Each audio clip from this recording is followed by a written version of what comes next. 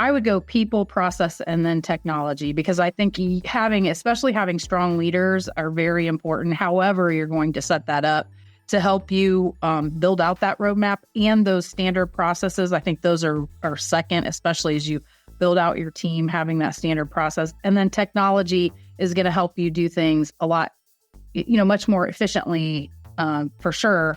But until you have those other two, the technology is going to be a wasted investment, in my opinion.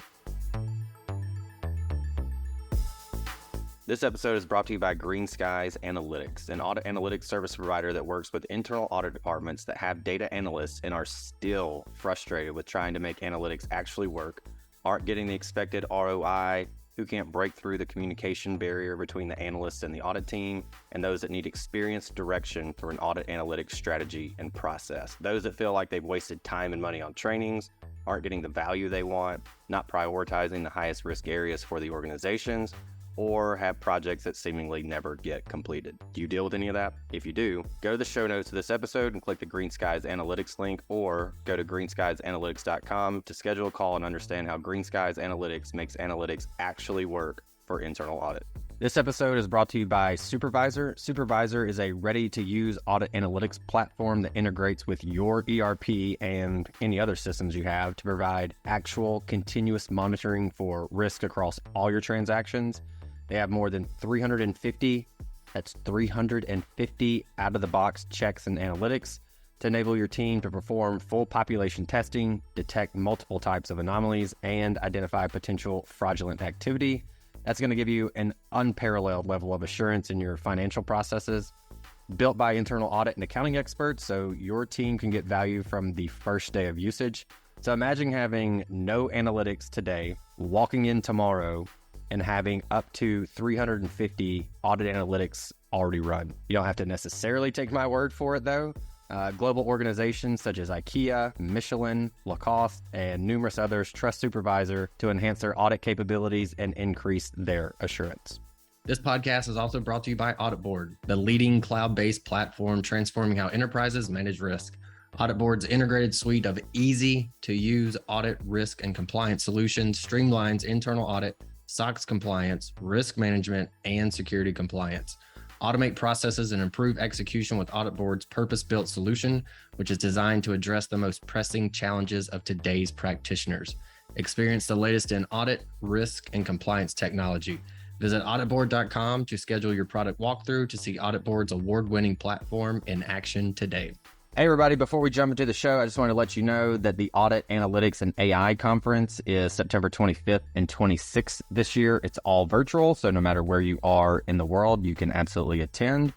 Recordings are also available, so if you are 12 hours away and don't want to be up at 3, 4, 5 in the morning, you can purchase the recordings. This is the only conference that's strictly about analytics and AI for internal audit. So you're going to get your practitioners' use cases. This thing is practitioner-led, save for one speaker that we had this year, but everyone else is in your peer group, ranging from the largest internal audit data analytics teams in the world down to the individual contributor who spends, hey, I got 50% of my time I can dedicate towards analytics.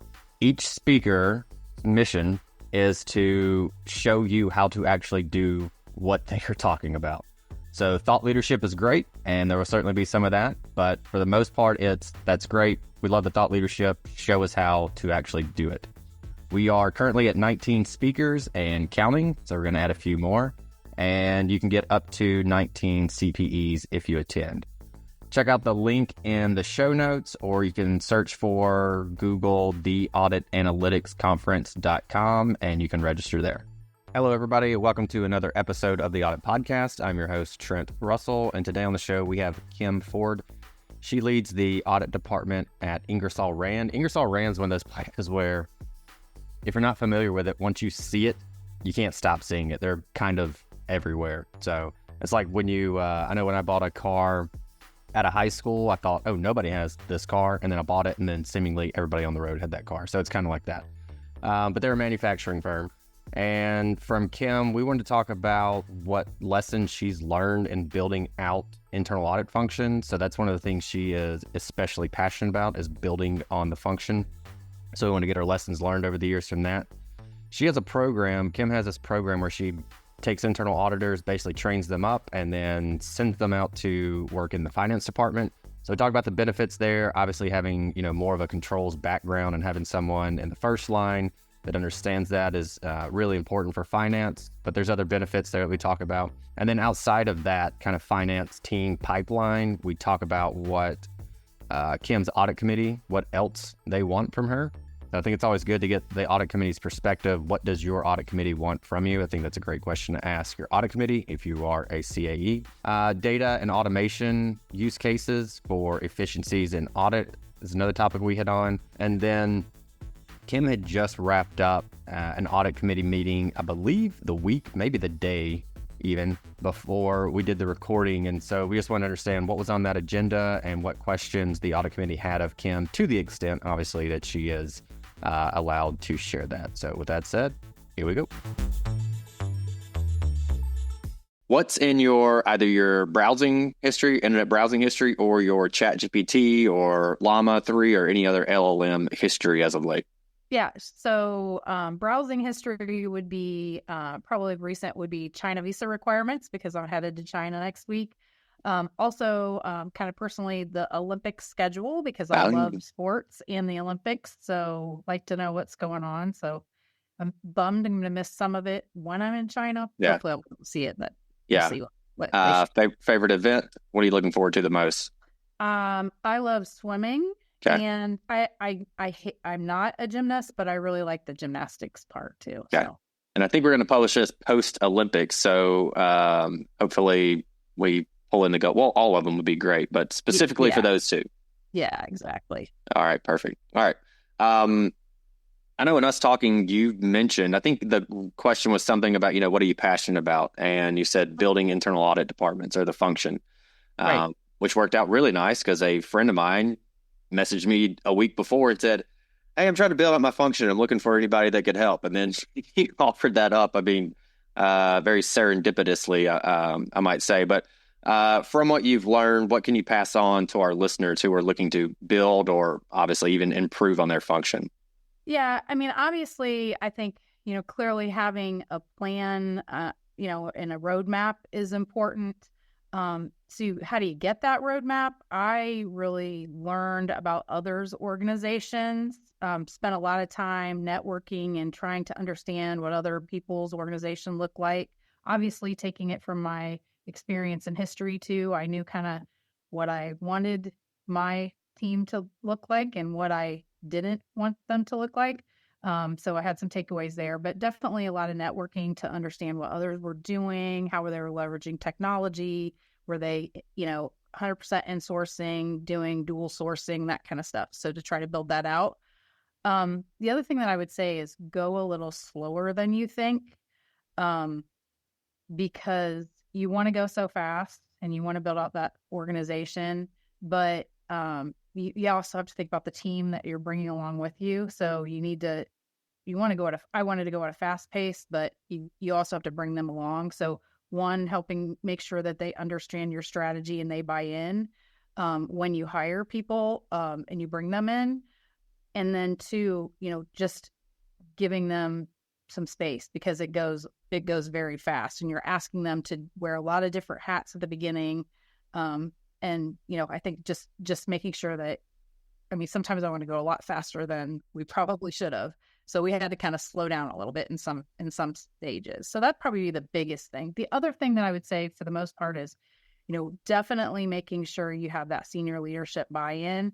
So throughout the process, I was always updating the audit committee, senior management, and making sure that what my vision was their vision, right? Because I'm here because of what the audit committee wants. So I would always, get their input and make sure that I was headed in the direction that they wanted me to go. Okay. If you are thinking about people, process, technology, and you're building this out, you could make an argument for an emphasis on either of the three, any of the three. So you could say, if we buy the biggest and baddest tech, then we'll get the best people because that's what they want to work with. If we get the best people, then they can build out all our processes. Or you could say, Without a good process, it doesn't matter the kind of people we have. So we're going to focus on process. If you had to pick one, knowing that you can't really just pick one, but if you had to, for the sake of the conversation, what would you go with? Yeah, if I had, I would go people, process, and then technology, because I think especially having strong leaders are very important. However, you're going to set that up to help you build out that roadmap and those standard processes. I think those are second, especially as you build out your team, having that standard process. And then technology is going to help you do things a lot, much more efficiently, for sure. But until you have those other two, the technology is going to be a wasted investment, in my opinion. I think a lot of people would agree. Would definitely agree. All right. And you also had this way of training your internal auditors and then rolling them out into finance primarily, I believe. Talk us through how you do that, and then kind of the feedback you get from the audit committee and the CFO as part of that program. Yeah, I think, I really want our team to be a feeder to the finance organization. So we'll definitely have a mix of team members, some that want to be career auditors and then some that don't. And so we'll bring someone in, either internally, if it's someone from our finance organization, or externally that may not have internal audit experience, but they have other industrial finance experience or some other type of finance experience. We'll bring them in, and we are a very diversified organization. And we have a lot of different businesses operating a lot of different cultures and with the regions. So we will bring them in, we'll get them some experience in many of our different businesses, try to get them experience in a lot of different processes, whether that would be procurement or, around inventory management or around our pricing and discounting, all of the different areas that they might touch when they're in our finance organization. And also, we'll do cross-functional or cross-regional exchanges where I'll send someone from the Americas to our European team to do a European audit, or into our Asia-Pacific region. We'll flip people back and forth to give them some cross-cultural experience. And then throughout that, always focused on what their career goals are, which may not be internal audit. And especially because they see all those different elements of our finance organization. Maybe they are really interested in, FP&A, or they may be interested in being a controller for a plant, or an operations controller. So we'll work on what the competencies and the skill set that they want to get. And then we'll try to give them those experiences. And then I'll continually share with my peers in the finance organization, whether those would be VPs of finance, and make sure I share with my team members with them. And then when the time is right and there's a good fit, we'll roll them out into the organization. I've moved people we're a highly acquisitive company, so we have a finance integration team. So I've moved people into our finance integration team. We have into our shared services, into an operational excellence role and shared services, into our corporate controllers team, and then into our operations financial department, I guess, if you will, which may be a cost accounting manager at a plant, or a plant controller.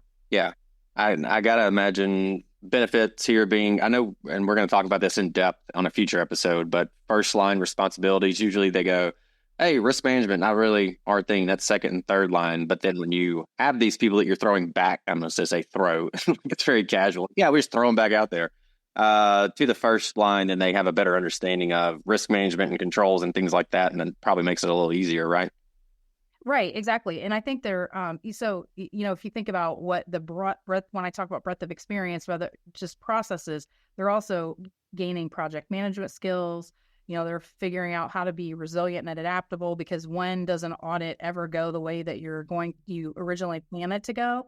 As well as strong communication skills, because, a lot of times when we're doing corporate audits, or, even if we're doing an audit of a location, they're probably going to have a closing meeting with the location leadership or some of our financial leaders. So they get a lot of, strong skills that they can take with them into that role.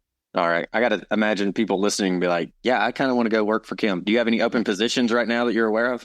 I actually do have a data analyst position that's open right now. So, but we're always, like I said, we're like highly acquisitive. So I'm always probably continuing to grow our team, when it's necessary. So, And I'm sure the CFO loves that initiative, right? Like, hey, we're just making our people even better and sending them back out.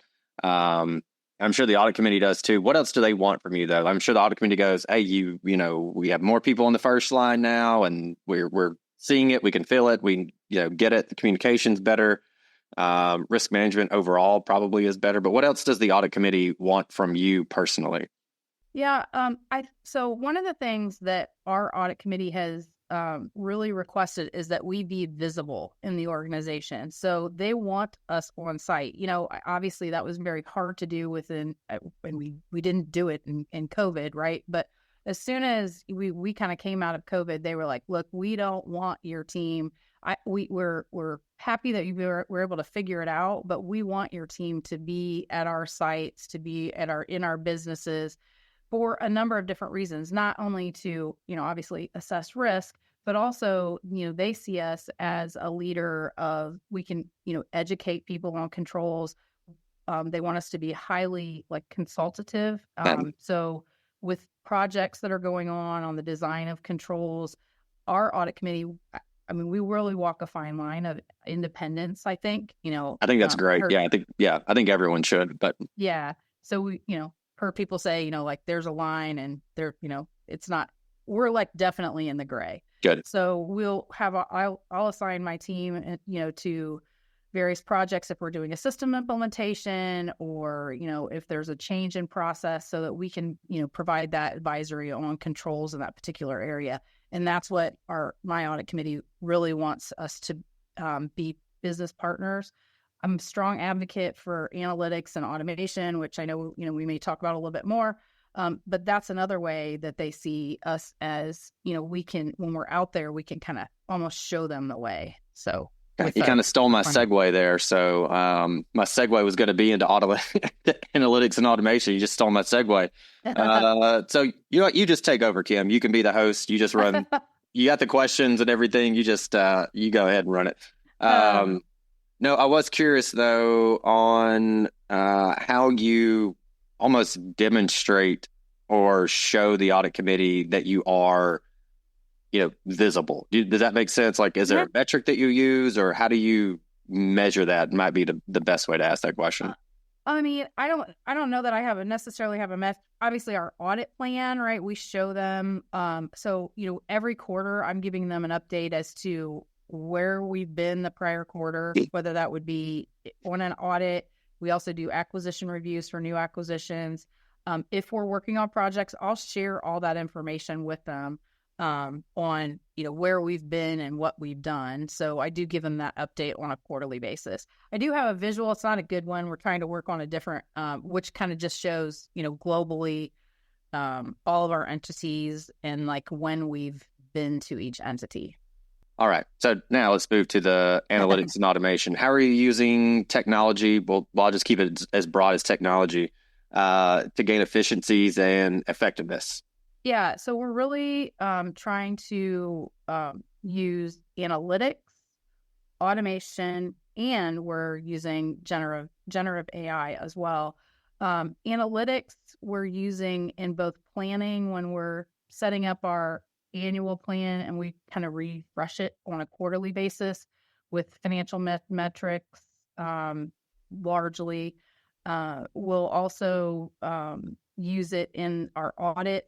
Even, we'll gather a bunch of data. We do have, we use Snowflake and we have a data lake, and we'll get in there and start, digging into a lot of information around number of purchase orders, or whether that would be looking at journal entries, looking at T&E at a particular location. And sometimes we scope it out, right? It helps us determine, okay, what, how many transactions, do we see any red flags, that kind of stuff. And if we do, then we'll scope that in. If there isn't anything, then we'll say, well, it's not even worth our time to spend on it.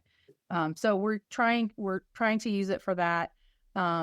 We're using automation largely to help us from an efficiency standpoint for the team. We want to be as self-sufficient as we can. So in our larger systems like SAP and Oracle, when we can go grab supporting data ourselves, and we can eliminate or reduce the time spent by the location and providing us the data, whether it's populations or support, we'll try to do that also. I also have responsibility for SOX, so we are highly leveraging robotics process automation to try to grab that. And also starting to use that information to populate some of our testing templates that we would use. I think I shared with you when we talked earlier that we've just purchased a tool called Data Snipper. We've probably only had that live for 45 days, and the team loves it. It's so helpful using that OCR to populate things for them. There's a lot more that we can do with it. We just kind of rolled it out because we're in our heavy SOX season right now, just for them to try to find ways to leverage it. And we just have a list of a mile long of things that we think we can do with that. So really pleased with that as well. Generative AI, we are using that to help us identify risk for our younger staff to understand risk and controls of the processes that they're using. We tell them to, write a question. If you don't understand what the risk and controls around the procurement are, then, write a question to, in our AI, which we have a private AI that we, or ChatGPT that we use. And then we also use Audit Board for our testing and reporting. And we're starting to have it generate audit reports for us, help us to write issues, create issues based on the testing templates. So really just everything that we can, because what I continue to tell my team is I want them to spend their time really on the analysis part, right? And to, if we have a problem, identify that problem and help find what that solution is. I don't care if they, if they spend 2 hours populating a test template or finding the data, right? So that's what our mission is and how we want to use, how we're trying to use automation, AI, and analytics right now. Okay. I like the idea of ChatGPT or any other LLM. It's basically a training tool for auditors to ask. Because rarely does anyone come out of college and like, yeah, I'm totally comfortable asking what I feel like is a dumb question. I know for myself, and it's been a while, but I know I've talked about this on the show. I didn't ask enough of those questions because I was like, I feel like I'm supposed to know this. So I don't really want to ask, and I don't want somebody to think I'm dumb. And so I'm just going to basically wait it out, and then I'll get a review note and fix it. That's what it, which creates a mess for everybody, an unnecessary one. So to be able to, just sit there and have a conversation and get those questions answered. And then obviously the face-to-face kind of training that happens with, a real auditor is extremely helpful because they can provide a lot more context even than an LLM can. But I really like that way of using it. We get a lot of questions around analytics, automation, SOX use cases. And I know you mentioned RPA specifically. Is there one, two that you go, no matter where I went, this is one test or one initiative with RPA that we would use to really get value out of it? Again, I think the biggest thing that I've seen it for is being able to go in and extract the right supporting data. So we use it in we use Blackline for reconciliations too. So we'll have it, pull all of the, the reconciliations that we're going to test. We can just populate it, and they'll, give the bot that what we're going to test, and that'll come out. We also have a lot of in SAP, we have a lot of our supporting documentation that supports transactions and journal entries in there. So we will have it pull, once we have our samples of journal entries that we're going to select, we'll have it pull all that data for us too. So that's generally how we're using it right now. I think there's a lot of different ways that we can use it also. My team is helping our shared service organization who it has responsibility for T&E. They have these past due notices that they send out. but we're helping them automate that right now so that they won't even have to do anything. It'll pull the report, it'll create the email for them and send it out. So, that's one of those ways that I was saying again that we kind of I like it. Perfect. I know you said you're hiring for at least one full-time analytics position. For those that are maybe curious to know if they could set up something similar to what you have. So we have bots, we have automation. We have bots and automation, and then we have analytics. Yep. Do you already have like a full-time DA person on that, or what does the people side of that look like? Yeah. So I have one person who really is kind of leads our strategy. He and I worked together before in my prior company, and we built out an analytics side of audit. So I hired him to kind of do our strategy. And again, this is with the trying to grow the team. I don't have a full-time analyst right now. So we brought what he had, which we already knew. And then we're trying to build upon that. We also have a couple of young staffers who are interested. So we've been giving them some projects to work on, kind of side projects, if you will, to give them some experience. But now we're ready for that full time. We've kind of proven, and that was kind of one of the things we wanted to do I wanted to do with the audit committee and with senior leadership is to say, this is build the business case basically, right? So look what we've done just with people working on this as a side project. Imagine what we can do if we have somebody that's dedicated to this full time. So that's, that they were like, yes, go, you've already proven it. So, we've got that one resource that we're bringing in and we're actually looking for it. Whether it would be somebody that's really technical, that is already I'm not looking for necessarily a data scientist, but somebody that is technically savvy, that understands data more on the analyst side, or somebody that's an auditor that is really interested in technology and they want to learn. I will train them. I will So I think that would be the ideal candidate, but those are really hard to find, as you know. Yeah, I was just talking to someone about this last week in that for whatever reason, it's easier to take an auditor if they are curious and passionate about technology. That's you have to have that. You can't just take any auditor and go, hey, go learn this, because there's so many that just go, I don't really want to do that. And it's hard to make someone do that, but maybe not easier, but we found they add more value to be able to take an auditor who's interested in technology, train them, as opposed to take a full, hardcore data scientist type person and go get interested in audit, or, go learn the business. And then that is a little tougher, it seems like. Yes. Agreed. All right. Yeah. And that's how like I had mentioned, John, the person that works for me, that's how he was an auditor. He worked in public accounting. He got interested, got into analytics. And then, I brought him on board to kind of do a combination of both audit and analytics. Yeah. Okay. I know you also recently had your audit committee quarterly meeting, right? Update to the extent you can, just to kind of behind the scenes for folks that aren't involved with that, maybe aspiring CAEs that want to know what exactly happens in there. I know I was always curious about that, and I definitely wasn't privy to those conversations. I was like, what do you guys talk about? So to the extent that you can share, what was the agenda that you had? And just generally speaking, what can you share with the audience who's interested to know what happens during those conversations? Sure. Well, obviously, there's a lot of other things that are going on in the audit committee besides, what I do, right? So where they're going through the queue and asking questions about disclosures, that kind of thing. This quarter, we gave an enterprise risk management update. So I work very closely with our CFO on that. So, and we do an annual survey and we kind of talk about our top 10 risks. So we spent some time talking about that. And then from a audit perspective, every quarter, I think, as I mentioned earlier, I will share with them, here's the status of where we are with our, again, because I have responsibility for SOX testing.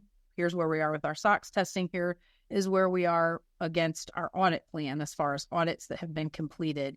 I provide them for reading a summary of the audits, and I'll bring to their attention any audits that I think that I want to discuss with them that I think that they need to be aware of. We always talk about open issues, and the severity of those issues that are open, and any past due. They want to make sure that the business has a focus and are taking seriously any control gap that we've identified and are addressing it promptly. So we'll talk about that. I also mentioned locations visited. I'll share that with them. Any control improvement areas or themes that I see across the company where maybe we need to spend time.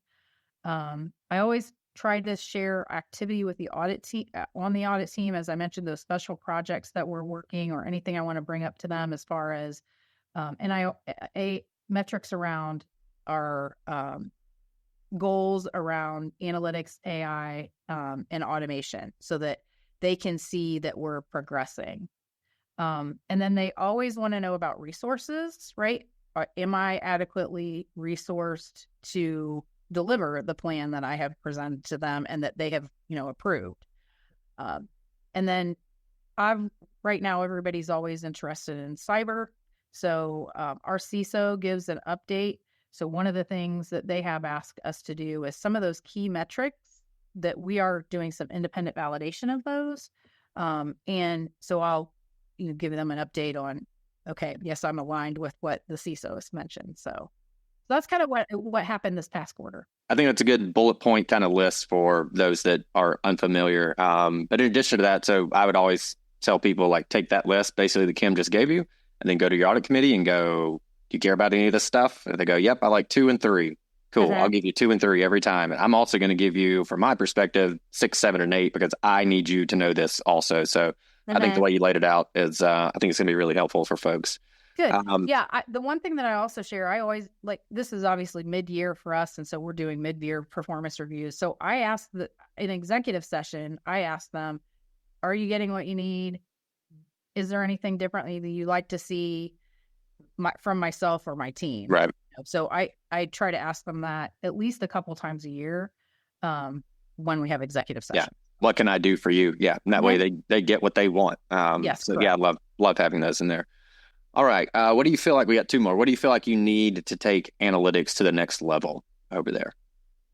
Yeah. Well, as clearly, I think we need those. Now I need those technical resources so I can go faster, right? We've got, I mentioned we've got somebody kind of working on analytics on the side. I have somebody working on automation on the side. And I really, while I want to make sure that the team stays engaged, right? I think it's critical as far as the future of audit. That's where we're going. So if you're an auditor and you don't really want to be involved in that, I think, that's going to be, there are going to be fewer people like that aren't going to know how to use and leverage analytics and maybe even build some simple things as far as automation goes.